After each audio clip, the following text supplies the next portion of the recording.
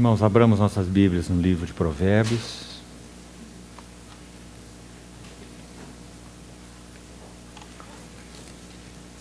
Capítulo 25, versículo 27. Provérbios 25, verso 27.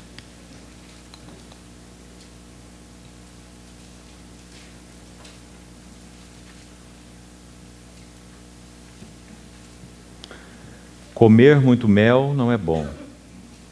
Assim procurar a própria honra não é honra. Ou ainda, investigar a própria glória não é glória. Nós temos visto até aqui, dentro do livro de Jó, que ele se divide em uma série de discursos.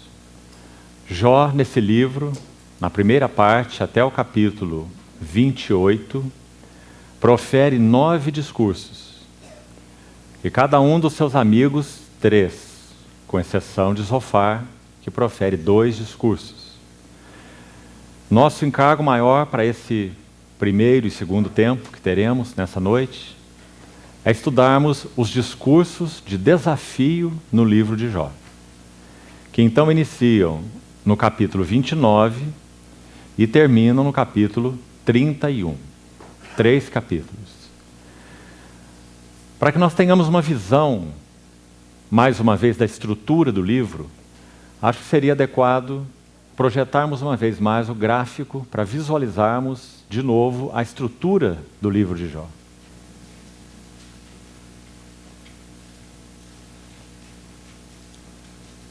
Nós estávamos dizendo que os primeiros capítulos do livro de Jó, os 2 primeiros, formam aquela moldura juntamente com os versos finais do livro, no capítulo 42, de 7 a 17. Então essa moldura de um prólogo e de um epílogo, eles compõem o que então chamamos de a narrativa de enquadramento do livro de Jó. A primeira série de discursos, após esse prólogo, onde a crise é precipitada sobre Jó, inicia então no capítulo 3, a parte poética. Uma crise repentina e um processo gradual. A crise repentina é narrada em prosa, uma narrativa simples. E a poesia, o processo gradual, é narrado em poesia, a partir do capítulo 3. Então temos visto, pela misericórdia do Senhor, como, por quais caminhos e por quais linhas Deus escreve os seus poemas. Já que então, como temos dito, Jó é a maior poesia da Bíblia. E é a primeira dentre os 5 livros poéticos. Essas 2 coisas trazem ao livro de Jó uma grande importância. Então, concluímos pela manhã as 3 séries de discursos e o contato e as falas entre Jó e seus amigos. E vimos então que o coração de Jó estava em completa angústia e aflição, porque os seus amigos, na terceira série de discursos, eles partiram para uma acusação dolorosa de Jó. Nós lemos no capítulo 22, quando Elifaz tem a sua última fala, dos versos 5 a 11, que vimos pela manhã, ele pontualmente acusa Jó de pecados, que certamente Jó não cometeu, conforme sabemos pelo testemunho do próprio Deus, antes pelo contrário. Tudo que Jó passou, exatamente porque o ouro que havia ali foi colocado no crisol de Deus, para ser purificado com aquela chama adequada, calculada. Não vos sobreveio tentação que não fosse humana, mas Deus é fiel e não permitirá que sejais provados além das vossas forças, mas com a provação vos dará o livramento para suportar, não para escapar, conforme Paulo disse em 1 Coríntios 10, 13. Então Jó está debaixo dessa fidelidade de Deus anunciada por Paulo. Sem dúvida alguma, Jó está sendo suportado pelas mãos do fiel acrisolador, para que então as impurezas que viessem à tona pudessem ser consumidas debaixo do processo purificador de Deus. Então essa é a maravilhosa história desse livro, aparentemente, à primeira vista, tão trágico, e que mostra nos bastidores essa mão firme que sustenta Jó nesse período de tribulação, e que então certamente, na linguagem de Tiago 5,11, concederá a ele o chamado fim. Que fim o Senhor lhe deu. Nunca nos esquecendo que o mesmo Tiago diz que essas mãos e esse coração que tratou Jó é aquele coração cheio de terna misericórdia e compassivo. Em outras palavras, quando Jó sofre, Deus sofre com ele. Quando o filho sofre, o pai sofre com ele. Mas o pai não se deixa levar pelas questões emocionais do sofrimento, porque o pai conhece o objetivo de tudo que tem sido realizado. Então, ao chegarmos nessa fase, o quadro já deve estar projetado aí. Quando nós chegamos lá na parte mais superior, esse redemoinho está trabalhando de baixo para cima. Então, após os 2 capítulos iniciais, nós temos a primeira série de discursos, a segunda série de discursos, a terceira série de discursos, que termina no capítulo 28. Então, os discursos de desafio de Jó, capítulos 29, 30 e 31. A primeira coisa a considerarmos é por que eles ocorrem. E isso é uma pergunta importante. Eles ocorrem porque a alma, ou o ego, mais especificamente, o ego de Jó está no seu clímax. Ou seja, depois de ouvir tudo o que ele ouviu dos seus amigos, depois de considerar diante de Deus as causas e motivos do seu sofrimento, e não encontrar absolutamente nenhuma resposta, então o ego de Jó está agitado, estimulado no seu clímax. Então, esses 3 discursos compõem o centro, podemos assim dizer, dos tratos de Deus com Jó antes da revelação específica de Deus, que vai acontecer primeiro em 2 etapas, que será, se o Senhor permitir, assunto para amanhã. Através da intervenção de Eliú, que você também deve ter aí no quadro, os discursos de Eliú, que vem imediatamente depois, a partir do capítulo 32 até o capítulo 37. São 4 discursos de Eliú. E eles representam o falar do Espírito Santo. Mas, na verdade, Eliú abre o caminho para o encontro e a intervenção do próprio Deus. Eliú é o intérprete, como vamos ver. Ele abre caminho para Deus, no capítulo 38. Então, finalmente, do capítulo 38 até o capítulo 42, nós temos os discursos de Deus. Na verdade, até o capítulo 41. E temos 2 discursos, com um intervalo entre eles nos primeiros versos do capítulo 40. 2 discursos de Deus.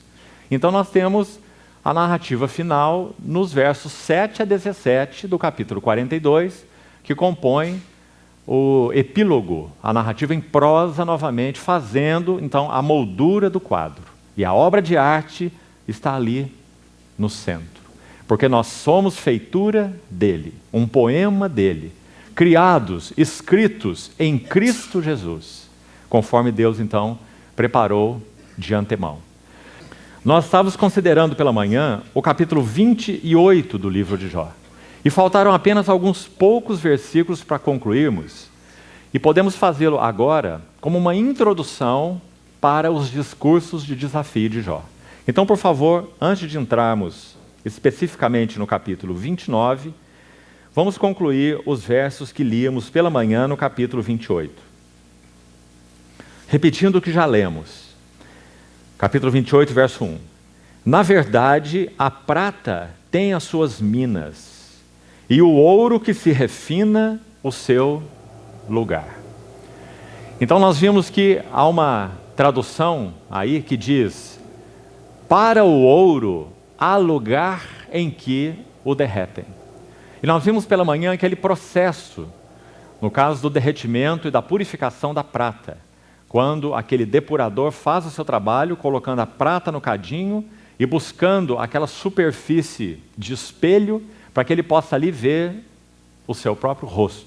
Então aquela prata foi purificada e está no ponto de ser já fundida, colocada dentro de um molde, para então ser modelada naquele trabalho que será executado com aquela prata que foi fundida para aquele trabalho. Ela só poderá ser introduzida naquele molde se ela estiver adequadamente fundida. Qual é o molde de Deus no qual nós estamos sendo introduzidos? Gálatas 4,19, Paulo diz: meus filhinhos, por quem de novo eu sofro dores de parto, até ser Cristo formado em vós. Em Romanos 8,29 ele diz que aos que ele de antemão conheceu, também os predestinou para serem conformados. Esse é o molde. Conformados à imagem de seu Filho, para que ele seja o primogênito entre muitos irmãos. Então esse é o versículo 1 desse capítulo 28. E nós já lemos até o verso 5 pela manhã. Da terra procede o pão, mas embaixo é revolvida como por fogo. Jó está proferindo essas palavras e essa era a sua história. Da terra para cima, Jó era aquele que fluía alimento, bênção, vida, consolo para aqueles que estavam ao seu redor. Pelo lado de baixo, de maneira invisível, embaixo revolvida como por fogo.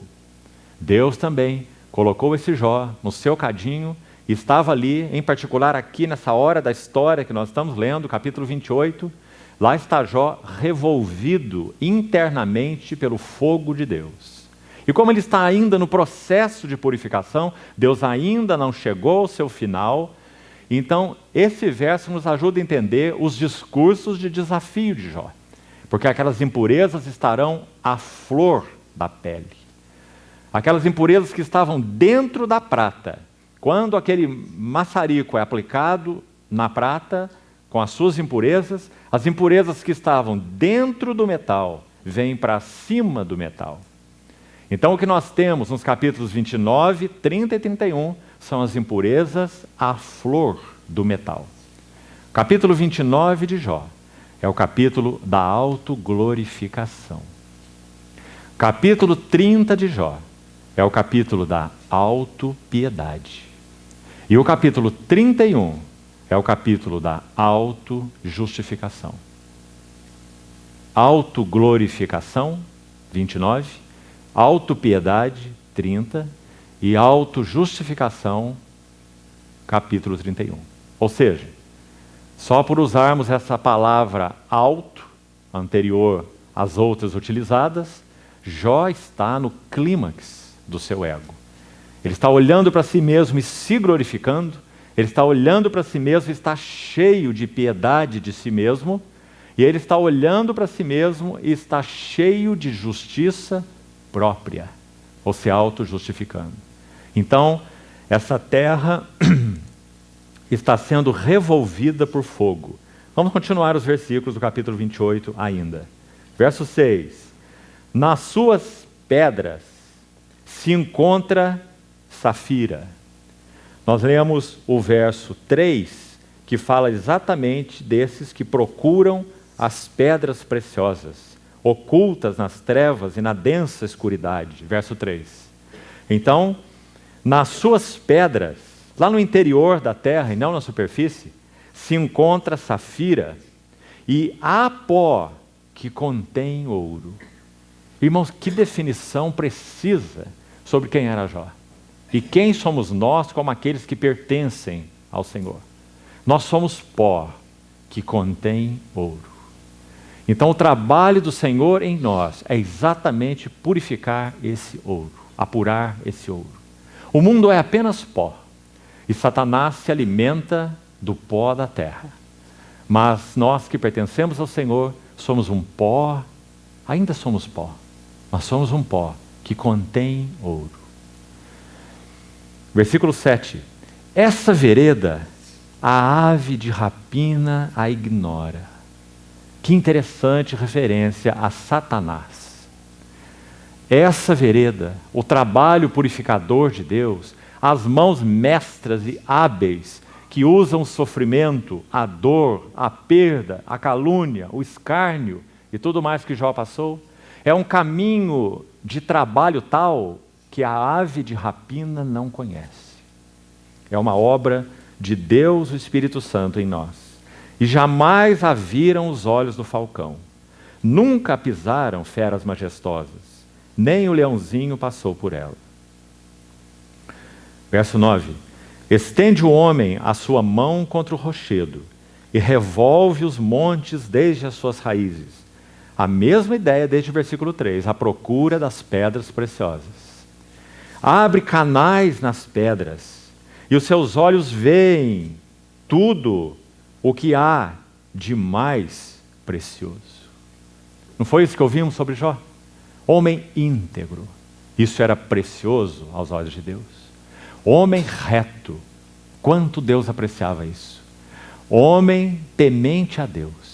E homem que se desviava do mal. Seus olhos veem tudo o que há de mais precioso. E finalmente o verso 11. Tapa os veios de água e nenhuma gota sai deles. Foi isso mesmo que aconteceu com Jó. Aquela fonte que fluía águas vivas para todos que estavam ao seu redor foi tapada por Deus. Porque Deus iria iniciar um trabalho de buscar as pedras preciosas, de depurar o ouro. E traz à luz o que estava escondido. Pois, irmãos, exatamente esse capítulo 29 e o 30 e o 31 trará à luz o que estava escondido. Então vamos ao capítulo 29 do livro de Jó. Vamos recordar o verso que lemos uma vez mais de Provérbios na nossa introdução. Comer muito mel não é bom. Assim procurar a própria honra não é honra. Ou investigar a própria glória não é glória. Vamos rapidamente falar um pouco sobre glória. Glória é uma palavra indefinível na Bíblia. Porque glória tem a ver com peso, glória tem a ver com autoridade e glória tem a ver com resplendor. Então, na verdade, é uma palavra carente de definição. E o motivo é que glória é o próprio Deus. Falando de maneira mais específica, todas as vezes que Deus faz revelação de si mesmo, isso se chama glória. Então a frase glória de Deus é uma redundância de palavras. Porque todas as vezes que Deus fala, Deus se manifesta, Deus se mostra, isso se chama glória. Porque o verbo de Deus é a glória de Deus. Hebreus 1:3 diz que ele é o resplendor da glória. Porque Deus outrora falou de muitas maneiras, mas então nos falou no Filho. Isso é glória. Tiago se refere a ele em Tiago capítulo 2 como sendo a glória. Então, por um lado, essa é a definição essencial de glória. Por isso ela é indefinível. Ela é Deus. E quando Deus se manifesta, essa é a glória de Deus. Agora, irmãos, vamos procurar enunciar isso um pouco mais. Glória é a autossatisfação de Deus. Então, quando nós pensamos na Trindade Santa, no Deus triuno, isso é glória. Porque o Pai está completamente satisfeito com o Filho. A ponto de não precisar de nada mais e nem de ninguém mais, além de seu Filho. O Pai satisfeito com seu Filho. O Filho satisfeito com seu Pai. Essas duas pessoas santas, porque, como disse Agostinho, não há nenhum outro nome possível no vocabulário humano para se referir às distinções na única pessoa divina. Porque o Pai não foi crucificado, Foi o Filho que foi crucificado. Então, evidentemente, há distinções de pessoas na Trindade. E Agostinho disse que usava o termo pessoa porque não conhecia um outro melhor. Porque a maneira como usamos o termo pessoa é diferente no que se aplica à Trindade. Mas na Trindade há distinções pessoais, coloquemos assim entre aspas. Então essa pessoa do Pai, que não é o Filho, é totalmente satisfeita com seu Filho. E ao mesmo tempo o Filho e o Pai, sendo duas pessoas, são uma única essência indivisível. O mistério do Deus triuno. Então Deus é tão satisfeito consigo mesmo, ou autossatisfeito, que a autossatisfação de Deus é a sua glória. Por que Deus é glorioso? Porque Deus é autossatisfeito. Agora, irmãos, ainda uma consequência a mais. O que é a glória de Deus se manifestando entre nós? É quando Deus encontrar em nós caminho para a sua satisfação. Se Deus se satisfaz com nossas vidas pessoais, então há algo da glória de Deus em nós. Se Deus se satisfaz com os nossos relacionamentos, então há algo da glória de Deus nos nossos relacionamentos. Sejam eles marido e mulher, conjugal, sejam eles pais e filhos, sejam eles a vida da igreja. Se os nossos relacionamentos trazem satisfação para Deus, ali há glória. Irmãos, e o que mais nós buscamos, como aqueles que foram chamados por Ele, senão a sua própria glória? Mas não adianta apenas nós termos essas coisas como conceitos. Ó Deus, manifesta a tua glória. Ó Deus, que tudo seja feito para a tua glória, como diz a palavra. Mas se nossas vidas não oferecem um caminho para que nelas Deus encontre prazer, nunca haverá glória. Porque glória é uma evidência de que Deus está contente, satisfeito. Então, irmãos, não há algo que confronte mais a glória de Deus do que o homem buscar a própria glória. É a contramão da glória de Deus. Se o homem é glorificado, Deus não pode ser glorificado. Então, antes de entrarmos nos discursos de desafio de Jó, a compreensão desses assuntos é extremamente importante. Deixe-me ler um texto com os irmãos. Já voltamos ao capítulo 29 de Jó. Abra, por favor, João, capítulo 5. Veja o que nosso Senhor diz sobre glória. Preste atenção. João, capítulo 5, verso 41.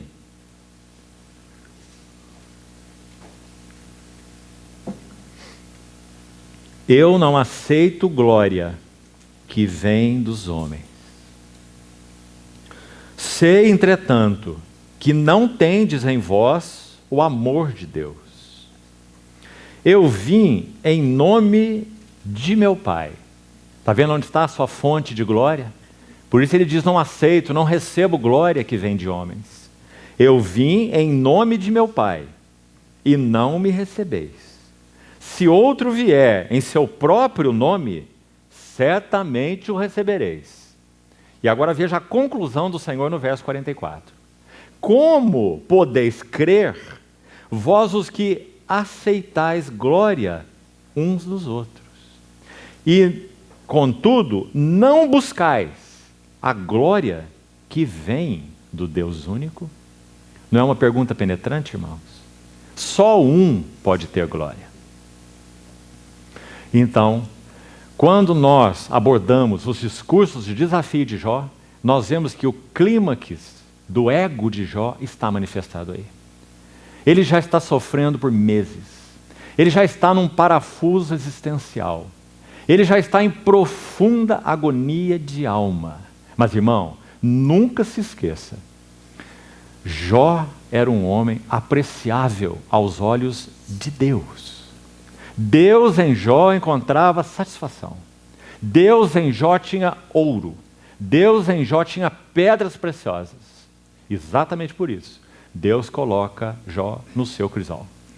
Então, se nós queremos ver o auge dessa prata sendo purificada, e esse espelho, essa superfície espelhada começando a se formar, nós estamos aí no capítulo 29, 30 e 31 de Jó.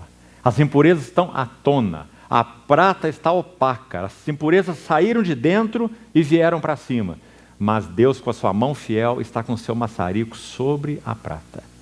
E imediatamente após os discursos de desafio de Jó, Eliú vai começar a falar. E quando Eliú começa a falar, caminho aberto para o Espírito Santo. E quando Deus vai falar, Deus de um redemoinho se revela a Jó. Então as impurezas vão saindo. E a superfície espelhada vai aparecendo sobre a prata. Então, vamos ao capítulo 29 desse livro.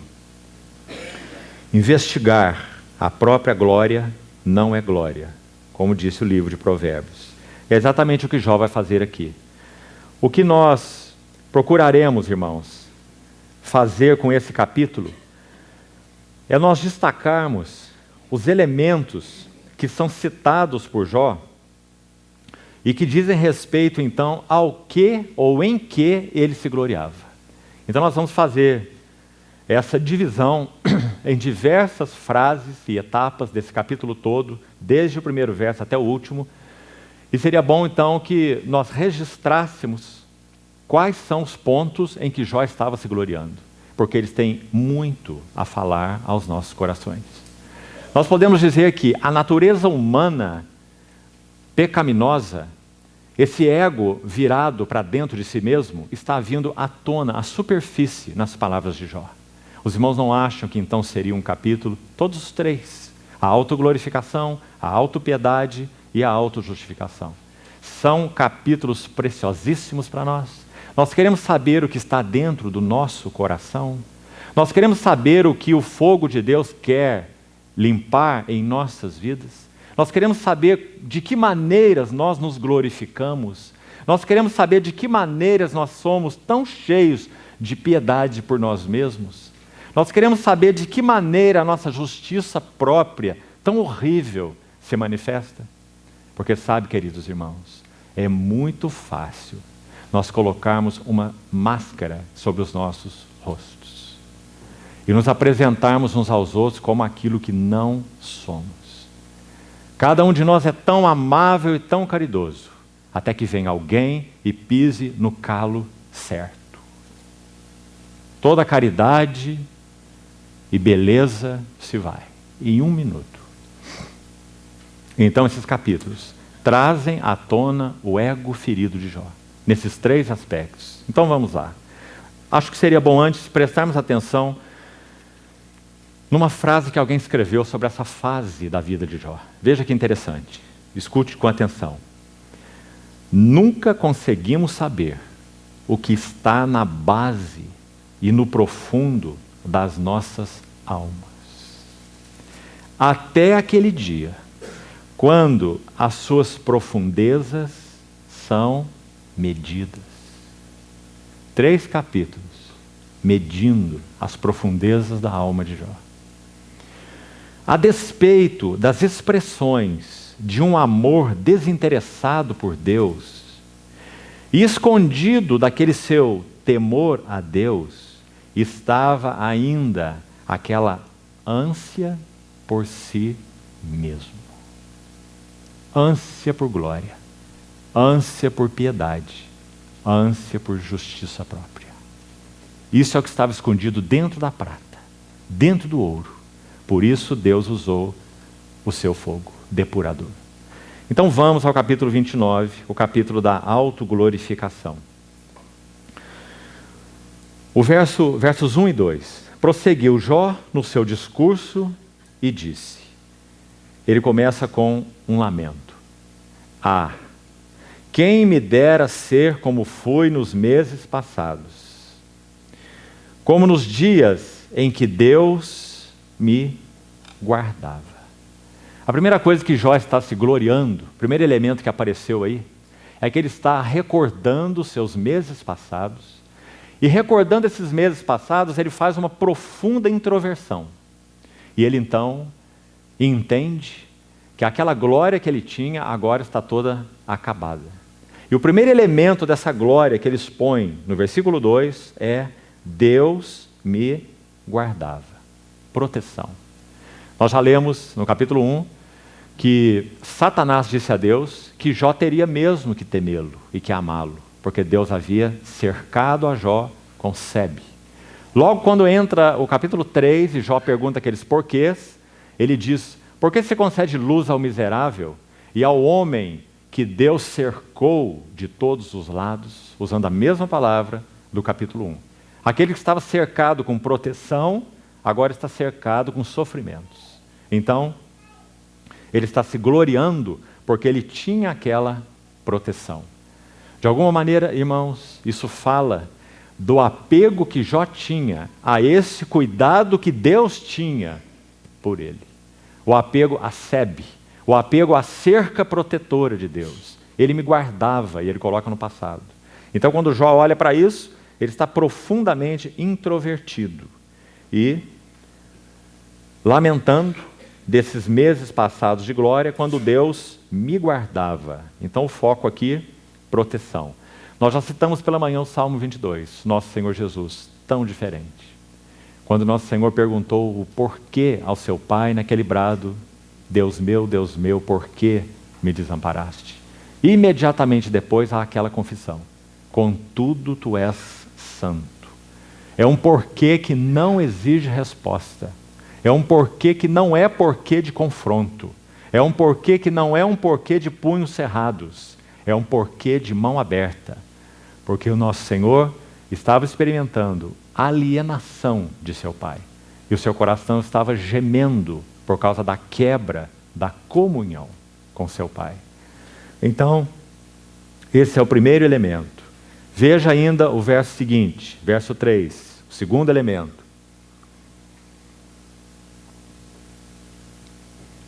Quando fazia, passado também, Jó está lembrando todos os versos do seu passado, quando fazia resplandecer a sua lâmpada sobre a minha cabeça.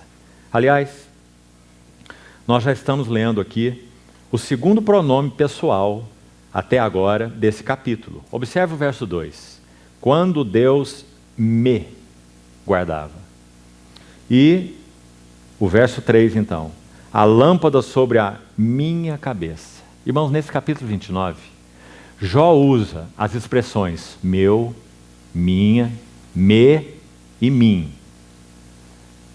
em torno de 50 vezes. Todo o capítulo está focado nele próprio. A lâmpada de Deus estava sobre a minha cabeça. Não precisamos nem dizer no que Jó está se gloriando. Ele está se gloriando em que ele possuía luz. Os irmãos se recordam que nós falamos? Todas as vezes que nós temos aquela sensação que sem dúvida não vem de Deus, que nós alcançamos alguma coisa, do Senhor mesmo, e que nós já chegamos a algum lugar. Essa voz sempre é a voz da soberba, nunca é a voz do Espírito Santo. Então, quando Jó olha para o seu passado, ele lembra da luz, porque de alguma maneira ele tinha contentamento no fato dele ter luz de Deus sobre a sua cabeça. Queridos irmãos, quão fino é esse fio de navalha. Nenhum de nós despreza a graça de recebermos luz da parte de Deus. Nós oramos por luz da parte de Deus. Concede-nos mais luz, concede-nos revelação. Em ti está o manancial da vida e na tua luz vemos a luz. A vereda do justo é como a luz da aurora, que vai brilhando mais e mais até ser dia perfeito. Mas, amados irmãos, não é por causa do que Deus é por causa do que nós somos. Quando a lâmpada de Deus resplandece sobre as nossas cabeças, isso sempre é um risco muito grande. Estamos em um fio de navalha. Aí está Jó para nos ajudar. Ele olha para os meses passados e nesse segundo elemento, no que ele está se gloriando? Que a luz de Deus estava sobre sua cabeça. Jó tinha quase que um rosto resplandecente, porque ele diz que quando ele saía nas praças, vamos ler logo à frente, jovens se retiravam, idosos se levantavam, príncipes punham a mão na sua boca, emudeciam, porque eles iam receber luz através de Jó. Amados irmãos, isso não faz bem para homem nenhum. Todas as vezes em que isso ocorre, nós estamos em um fio de navalha. Certa vez, alguém perguntou a Martin Lloyd Jones: Porque quando ele estava no púlpito, o seu semblante era tão sisudo, já que naturalmente falando, ele não era um homem tão sisudo, apesar de ser um britânico, não o era. Quando ele subia no púlpito, sisudo.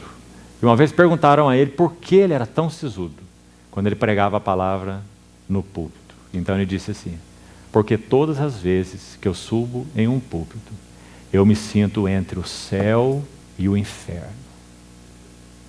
Queridos irmãos, assim com Jó, se gloriando porque a luz de Deus estava sobre a sua cabeça. E agora ele entendia, não mais. Terceiro elemento, versículo 4. Como fui nos dias do meu vigor, e já dissemos que essa palavra aqui é outono, dias do meu outono. Nem vamos voltar nisso, porque já falamos bastante sobre isso. Jó estava no auge da frutificação. Uma videira cheia de frutos, mas nenhum deles no lagar. Então, nesse momento, o Senhor tomou a vida frutífera de Jó e levou Jó para o lagar. Então Jó lembra os tempos de frutificação e ele também tem um como nós vimos lá no versículo 2. Desde o versículo 2. Ele está lamentando. Eu estava nos dias, como fui nos dias do meu outono, quando a amizade de Deus estava sobre a minha tenda. Duas coisas desse versículo, para considerarmos. A frase, os dias do meu vigor, ou dias do meu outono, Jó está gloriando na sua força. E a amizade de Deus estava na minha tenda. Significa isso? Jó está gloriando na sua comunhão. Comunhão com Deus. Não mais força, não mais comunhão, no seu entendimento. Versículo 5. Quando o Todo-Poderoso ainda estava comigo, e os meus filhos em redor de mim. Do que esses filhos falam, nós já vimos. Filhos falam de vida frutífera. Filhos falam de virtudes, assim como bens falam de dons. Bens é aquilo que temos, filhos, aquilo que somos. Então Jó também se lembra, quando Todo-Poderoso estava comigo e os meus filhos, meus frutos, minhas virtudes ao redor de mim. Versículo 6. Quando eu lavava os meus pés em leite, e da rocha me corriam ribeiros de azeite. O que isso significa? Abundância. Jó se gloriando nos dias da abundância. Verso 7. Quando eu saía para a porta da cidade, e na praça me era dado sentar-me. Até o verso 10, um contexto único. Os moços me viam e se retiravam. Os idosos se levantavam e se punham em pé. Os príncipes reprimiam suas palavras e punham a mão sobre a boca. A voz dos nobres emudecia e a sua língua se apegava ao paladar. Veja que Jó cita, confira aí, os moços, os idosos, os príncipes, os nobres. Jó está falando de honra e reverência. Queridos irmãos, esse assunto da honra é um outro assunto complicado, complexo para nós, por causa do que nós somos. A palavra de Deus nos ensina, por exemplo, quando Paulo escreve uma das suas epístolas pastorais, ele diz: sejam merecedores de dupla honra os anciãos que presidem bem, especialmente os que se afadigam na palavra e no ensino. Então a palavra de Deus está nos ensinando a honrarmos aqueles a quem devemos honra. Isso é um mandamento de Deus. Não é essa a questão. A questão é aquele que recebe honra. Então, como nós lidamos com a honra recebida? Nós sempre devíamos lidar com a honra recebida vendo aquele que está por trás de nós. A quem pertence toda a honra. Por isso o livro de Provérbios diz assim: como um crisol, aí está o crisol de novo, o lugar onde Jó estava. Como o crisol prova a prata, e o forno prova o ouro, o homem é provado pelos louvores que ele recebe. Honra. Então, quando Jó cita os moços, os idosos, os príncipes e os nobres, ele está falando de honra e reverência. Irmãos, honra e reverência, ou se quisermos até mesmo deferência, inflam o ego de qualquer homem. E não foi diferente com Jó. Paulo, em Filipenses 4, ele usa essa questão da honra, um dos elementos que ele descreve ali. Ele diz que sabe ser honrado e sabe ser humilhado. Sabe viver em abundância e sabe viver em escassez. Jó sabia apenas viver na abundância e na honra. Mas Paulo, antes de descrever isso, ele diz, eu aprendi. Importante frase. Filipenses 4:11. Paulo estava na escola de Cristo. Então ele era uma prata em processo avançado de depuração. Por isso ele diz, eu aprendi a viver contente. A honra não me retira a sobriedade. A humilhação não me retira a mesma sobriedade. A abundância não me enche de um senso de autossuficiência. A escassez não me leva à murmuração. Vida estável. Nós só adquirimos essa estabilidade, amados irmãos, no cadinho de Deus. Então, esses são os versos 7 a 10, que tem a ver com honra e reverência. Olha o verso 11. Duas frases que também expõem o ego de Jó e, sem dúvida, falam agudamente ao coração de todos nós que somos iguais ao Jó no que concerne a nossa essência, como homens pecadores. Versículo 11 diz, ouvindo-me. E antes de seguirmos, olha a parte B desse versículo. Vendo-me. Ouvindo-me, algum ouvido? Esse me chamava feliz. Essa palavra feliz, na língua original, é a palavra azer. Você lembra quem foi Azer? No hebraico é Achar. O nome Azer é filho de Zilpa, que é serva de Lia.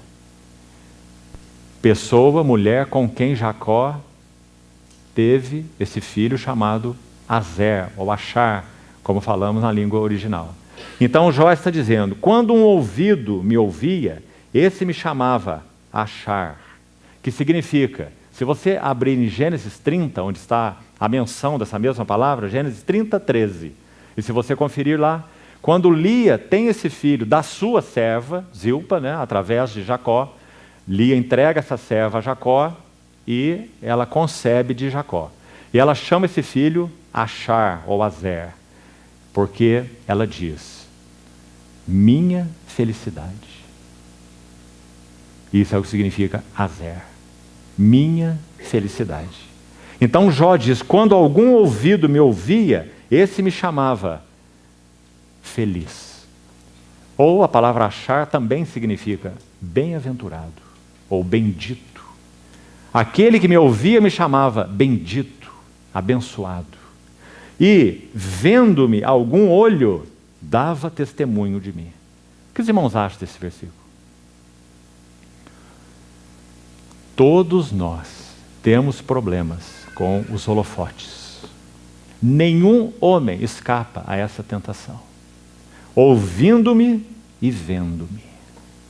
Perigos espirituais. E agora o ego de Jó está à tona, como nós falamos. As impurezas estão na superfície. Então ele está se gloriando de que ele era alguém que era ouvido. E que era considerado bendito, feliz. E alguém que era visto. E todas as vezes que era visto, era considerado um bem-aventurado. Parte B do versículo. Dava testemunho de mim. Verso 11. Então, está muito claro aí, Jó lembrando da sua felicidade. Versos 12 e 13. Porque eu livrava os pobres que clamavam, e também o órfão que não tinha quem o socorresse. A bênção do que estava para perecer vinha sobre mim, e eu fazia rejubilar-se o coração da viúva. Em outras palavras, Jó está gloriando de ser abençoador. abençoador da viúva, abençoador do órfão. E como nós vimos o tempo todo usando o me, o eu, o mim, em torno de 50 vezes. Versículo 14. Eu, mais uma vez, eu me cobria de justiça, e esta me servia de veste. Como manto e turbante era a minha equidade. Então está aí Jó se gloriando na sua justiça e se gloriando na sua equidade. Mais um elemento. Versos 15 a 17, mais um conjunto. Eu me fazia de olhos para o cego, pés para o coxo, dos necessitados era pai, e até as causas, os desconhecidos eu examinava. E eu quebrava os queixos do iníquo, e dos meus dentes lhe fazia eu cair a vítima. 3 coisas nós temos aqui, que para Jó era muita glória. Veja, Jó se gloriava de ser um guia espiritual, olhos para o cego e pés para o coxo. Ele se gloriava de ser um pai, verso 16, e ele se gloriava de ser um juiz. 3 coisas. Verso 18, mais um passo. E que passo esse? Eu dizia, no meu ninho expirarei. Ah, irmãos, essa questão do ninho. Como nós nos acomodamos nesse ninho. Como nós apreciamos esse ninho forrado de penas. Uma lareira acesa, um sofá, um livro para ler, os filhos brincando ao redor, todas as contas pagas e nenhuma notícia ruim. Não tem quadro mais maravilhoso que esse, acha? E lá fora nevando, para completar. Mas na nossa casa, a lareira acesa. No meu ninho expirarei. Mas sabe, irmãos, nós precisamos ler um versículo aqui. Deuteronômio capítulo 32.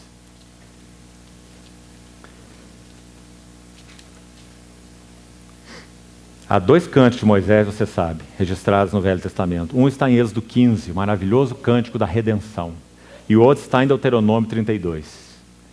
Veja o que diz aí, olhe com atenção. Abra sua Bíblia em Deuteronômio 32, verso 9, por favor. Porque a porção do Senhor é o seu povo. Jacó é a parte. Veja, não é uma parte, não. Seria bom se a tradução aqui tivesse colocado a mesma palavra porção, porque é a mesma palavra da parte A. Não é Jacó é uma parte da sua herança e então uma outra parte, não. Jacó é a porção, ou seja, é a herança do Senhor. Tudo que o Senhor tem é Jacó. Tudo que o Senhor tem é seu povo. Tudo que o Senhor tem são aqueles que pelo Pai foi dado a ele. João capítulo 10. Aquilo que o meu Pai me deu é maior do que tudo. Foi o que nosso Senhor Jesus disse. Esses somos nós. Agora, o que ele faz com essa sua herança? Com esse seu povo? 10. Primeiro, achou numa terra deserta, num ermo solitário, povoado de uivos. Não era essa a nossa história? Rodeou e cuidou dele. Guardou-o como a menina dos seus olhos. Vamos aplicar a Jó. Esse era Jó aos olhos do Senhor. Jó era a porção do Senhor na terra. Jó era a menina dos seus olhos. Herança do Senhor. Precioso aos seus olhos. Cobiçado por Satanás. Agora, olha o verso 11. Como a águia desperta o seu ninho, ou a sua ninhada, e voeja sobre os seus filhotes, estende suas asas, e tomando-os, os leva sobre elas, assim só o Senhor o guiou, e não havia com ele Deus estranho. Que lindos versos, irmãos. Porque exatamente nessa hora de outono e de frutificação da vida de Jó, quando o seu ninho estava no alto do penhasco, forrado de penas, essa grande águia com seus filhotes, então, o que ela faz? Penso que você conhece a história. No momento correto, baseado no instinto da mãe águia, ela começa a remover com seu bico as penas do ninho. Então o ninho é feito de grandes gravetos, a grande águia no alto do penhasco. E quando ela remove as penas, aquele ninho quente, escondido da chuva, no melhor lugar do penhasco, escolhido por ela, agora começa a ser o lugar mais desconfortável da terra. Então aquelas águiazinhas que tinham as penas forrando o seu ninho, agora tem espinhos no seu ninho. Porque se a forragem de penas foi tirada, os gravetos vão dar trabalho para os bumbuns daquelas águiazinhas. Não é? Então elas não vão saber onde que elas vão se acomodar naquele ninho. Não há mais penas. Então o que elas fazem? Elas vão para a borda do ninho. E então elas têm que dar um salto decisivo. E elas darão esse salto por quê? Porque elas não são galinhas. Elas são águias. Há uma vida dentro delas que de alguma maneira diz, salte. Mas elas nunca deram um voo sequer. Então o que a mãe águia faz? Deuteronômio 32:11. Ela voeja sobre os seus filhotes. Você já viu essa figura? Ou quem sabe até já viu ao vivo? A águia aguarda esse momento, retira as penas, aguarda que os filhotes subam no ninho, olhem para o penhasco, imagina aquele filhote fazendo isso e dê o salto. O que ela faz? Ela está voejando e observando. Quando o primeiro salto, ela vai fazer o seu trabalho de voar abaixo dele. Porque ele tem um voo todo desajeitado. Então, se ele vai como que caindo, ela se coloca debaixo dele e o escora, o suporta. Uma visão maravilhosa. Então, ela coloca o seu filhote assim, vai dando como que golpes por baixo dele, para que ele aprenda a bater suas asas e se equilibrar. E não se estribuche naquele penhasco. É certo que um ou outro se perde. Essa é a natureza. Mas com Deus não é assim. Nenhum deles se perdeu, para que se cumprisse a Escritura. De todos aqueles que me deste. Essa é a águia que voeja sobre os seus filhotes. Nenhum só se perderá daqueles que o Pai confiou a ele. Mas então, irmãos, ele sabe que porque ele comunicou essa vida a nós, essa vida é vida da águia, não é a vida do ninho. Nosso querido irmão pela manhã falava um pouco sobre a águia, o voo vertical da águia, a águia que olha para o sol. Quanta coisa há sobre a águia e sua natureza e seu instinto que representa o Deus vivo, tipificado pelo Evangelho de João. Então, queridos irmãos, Jó estava no seu ninho, ninho de frutos e de bênçãos, mas apenas no outono da sua vida. Deus tirou a forragem do ninho de Jó. Então, verso 18, onde estávamos, 29 e 18, no meu ninho eu expirarei. Essa era a sua expectativa. Multiplicarei os meus dias como a areia. O que significa então o ninho? No que Jó está se gloriando quando ele fala do ninho? Ele está gloriando na segurança e no contentamento que ele tinha nesse ninho.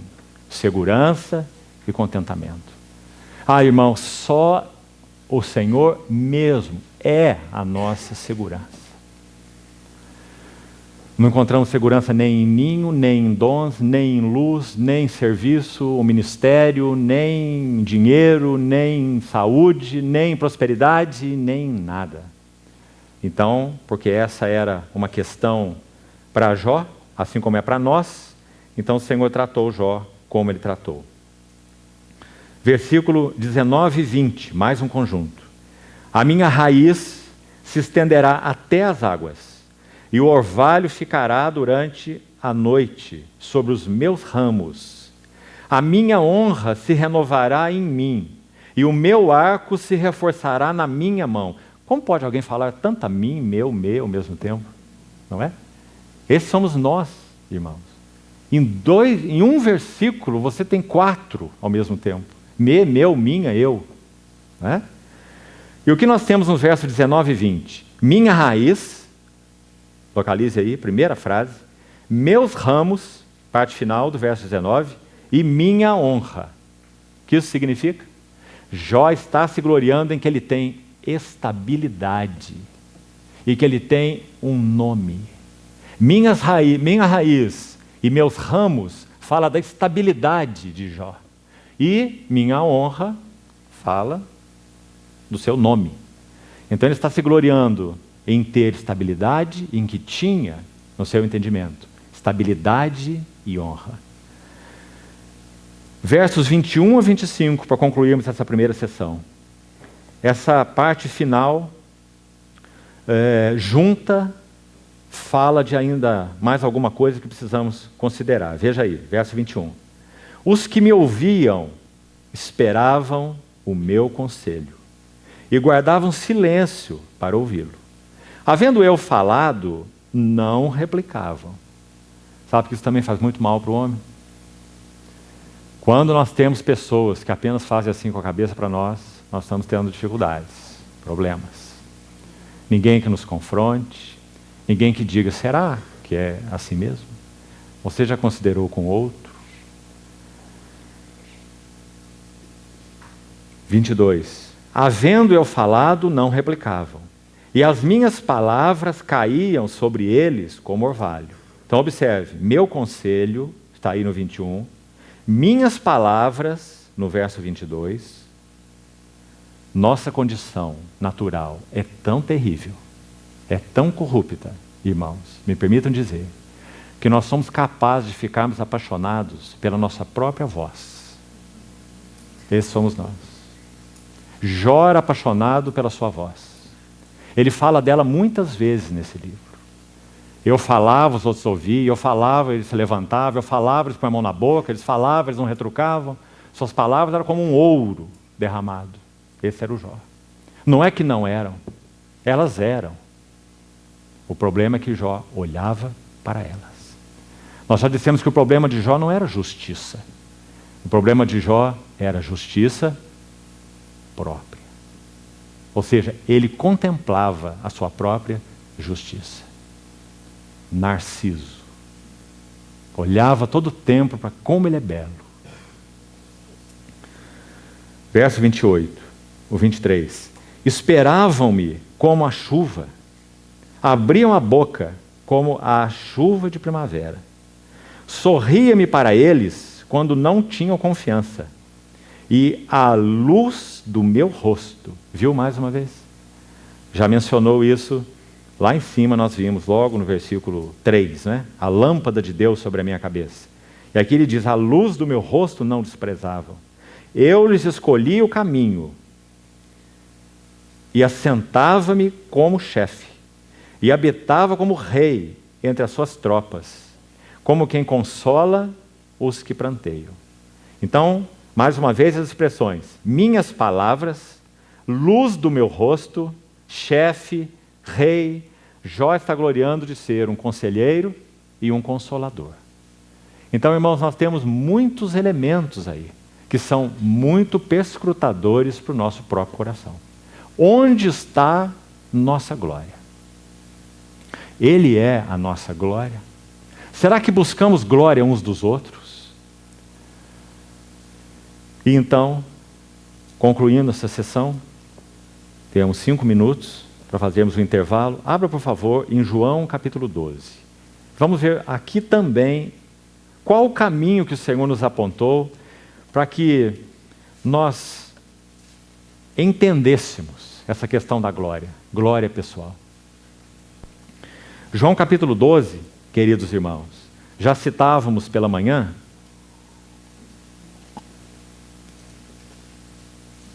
João 12 apresenta uma hora gloriosa da vida de Jesus. Capítulo 11, Lázaro foi ressuscitado. Judeus, por causa de Lázaro, um ex-defunto, você já viu ex-defunto? Lázaro era um ex-defunto. Então, quando Lázaro caminhava pelas ruas, ele não precisava abrir a sua boca. Ele dava testemunho do poder da ressurreição. Através do Senhor Jesus. Eu sou a ressurreição e a vida. Então, Lázaro ressuscitado, judeus crendo no Senhor Jesus, por causa da ressurreição de Lázaro. Jesus é ungido em Betânia. E, para completar o quadro, judeus querem vê-lo. Então, ele entra em Jerusalém de forma triunfal, também, hosana ao rei que vem em nome do Senhor. Você está vendo quantos eventos? Ressurreição de Lázaro, judeus crendo, unção de Maria de Betânia, entrada triunfal, hosana ao rei E ainda não completou, ainda há um quinto elemento. Filipe chega com a notícia: os gregos querem te ver. Que hora? Podemos imaginar que no coração deles, é dito aí no verso 20, e também 22, 20, 21, 22, que Filipe foi dizê-lo a André. Parecem duas crianças agitadas, empolgadas. E os dois foram dar recado para Jesus. Dois mensageiros. E chegaram para o mestre, sem dúvida, entendemos que o que estava no coração deles era: nós vamos dar essa notícia para o nosso mestre, ele vai ficar tão impressionado. Porque agora os gregos vieram de longe para ouvir da sabedoria dele. E nosso mestre não tem apenas sabedoria, nosso mestre é a sabedoria, em carne e osso. Então agora ele vai destronar os gregos dos seus tronos de sabedoria e vai assentar no trono da sabedoria. E eu e você, André, somos dois dos seus 12 ministros. Será maravilhoso. Então vamos contar para o mestre. E quando eles contam para o Senhor Jesus diz uma primeira frase. E a primeira frase é, verso 23, é chegada a hora de ser glorificado o Filho do Homem. Podemos imaginar que os dois quase tiveram um ataque cardíaco. Porque nosso Senhor está confirmando o que ele estava esperando. Mas então, imediatamente no mesmo discurso, verso 24, o que o Senhor vai dizer? Em verdade, eu vos digo, se o grão de trigo caindo na terra não morrer, fica só. Mas se morrer, produz muito fruto. Irmãos, escuta com atenção. E vamos concluir aqui essa sessão. Há 4 citações nos evangelhos que mostram, particularmente e especificamente, em que áreas cruciais a cruz precisa trabalhar em nós. Então escute com atenção. Mateus 16 fala sobre a autopiedade, que é o assunto do nosso próximo capítulo, 30, onde Jó está cheio de autopiedade. Quando Pedro diz ao Senhor, tem compaixão de ti. Então o Senhor rebate Pedro com a frase que nós conhecemos, arreda-te de mim, Satanás, e aponta para ele o caminho da cruz. E a chave aí é uma expressão que se repete nos 4 textos que vamos citar. Se alguém ama a sua vida, perde-a. Perdê-la. Mas se alguém perder a sua vida por minha causa, achá-la. Então, no contexto de Mateus 16, é a cruz aplicada à autopiedade. No contexto de Mateus 10, agora, é a cruz aplicada às afeições naturais. Quem ama seu pai, sua mãe, mais do que a mim, não é digno de mim. Quem ama sua vida, perde-a. Quem perder sua vida por minha causa, achá-la. Então, agora, no contexto de Mateus 10, a cruz é aplicada nas afeições naturais. Se nós não formos tratados no assunto das afeições naturais, nós não podemos avançar com o Senhor. Porque nós daremos prioridades ao assunto das afeições humanas, naturais, respeito humano. Prioridades serão invertidas, o foco será equivocado, distorcido, obscurecido. Cruz nas afeições naturais. Não vamos entrar nesses detalhes, mas há textos tão preciosos. 2 Coríntios 5, Paulo fala sobre isso. A ninguém conhecemos agora segundo a carne. Se antes conhecemos Cristo segundo a carne, agora não o conhecemos desse modo. A cruz nas afeições naturais. Em Cristo é impossível nós fazermos uma ponte direta com o outro. Se nós pertencemos realmente ao Senhor Jesus, entre nós e o outro sempre há o mediador. E não podemos estabelecer com ninguém, com nada, nenhum relacionamento direto. Se estabelecemos um relacionamento direto, como Abraão estabeleceu com Isaac, isso é espúrio aos olhos do Senhor. Então o Senhor teve que pedir Isaac, para que Isaac fosse colocado no altar. Para que entre o pai da fé e o filho da promessa estivesse o Deus que fez a promessa. Porque de alguma maneira a fé de Abraão foi depositada em Isaac. Então quando Deus pede Isaac, é para que a fé de Abraão não estivesse no filho da promessa, mas no Deus da promessa. Não há relacionamentos diretos para o cristão, nem com o nosso cônjuge, Todos os nossos relacionamentos são indiretos. Do contrário, eles são espúrios. Se um casal não vive um relacionamento no mediador, nunca terão uma vida conjugal adequada. Sempre usarão o outro para sua própria satisfação e serviço. Todos os nossos relacionamentos com pessoas ou coisas têm que ser através do mediador. Por isso, quem ama seu pai ou sua mãe mais que a mim não é digno de mim.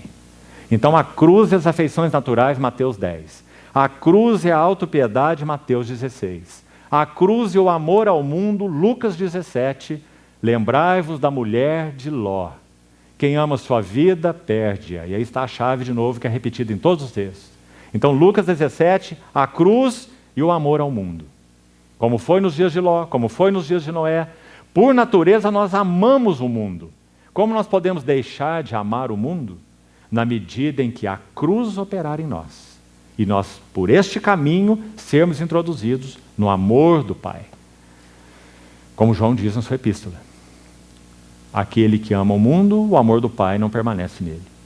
E por último, João 12, onde de novo a chave se repete, está aí, 12, 24 em diante. Quem ama sua vida perde, quem perder sua vida por minha causa, achá-la-á. E agora em João 12 é a cruz e a glória pessoal. Então, irmãos, é isso que o Senhor está fazendo com Jó. Jó estava apegado à sua glória pessoal. Então, Deus usou o sofrimento, inicialmente, e a sua palavra, posteriormente, para então operar o trabalho da cruz na vida de Jó. Como Deus opera o trabalho da cruz em nós? Sofrimento, de uma maneira ou de outra. Não precisamos, é claro, passar pelo que Jó passou. Aliás, como recordávamos há pouco tempo, jantando com alguns irmãos, que um querido irmão disse assim quando ministrava sobre Jó: não se preocupem, nenhum de nós irá passar o que Jó passou, porque nenhum de nós é igual a ele. Ele é um homem justo. Ele é um homem íntegro. Ele é um homem reto. Ele teme a Deus. E ele se desvia do mal. Então não precisamos temer. Nós não somos iguais a ele.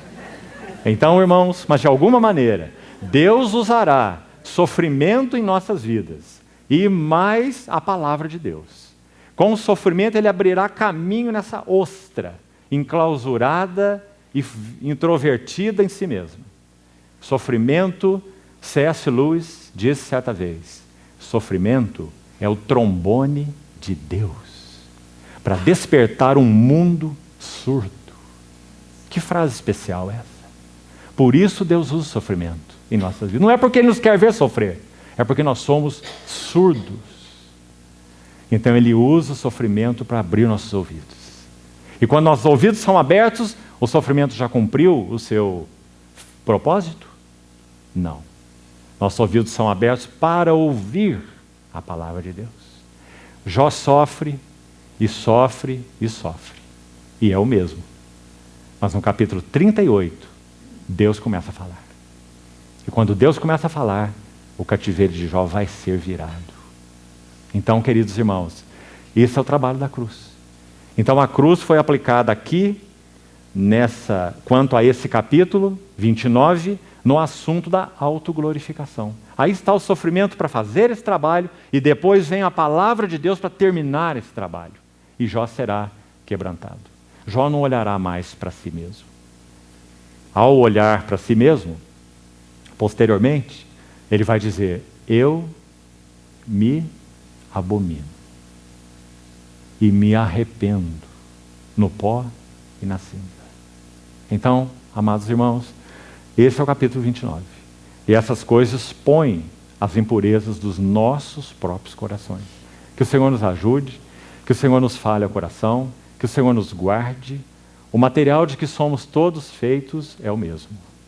E o processo de Deus trabalhar em nós também é o mesmo. Então vamos fazer um intervalo e voltamos para os capítulos 30 e 31.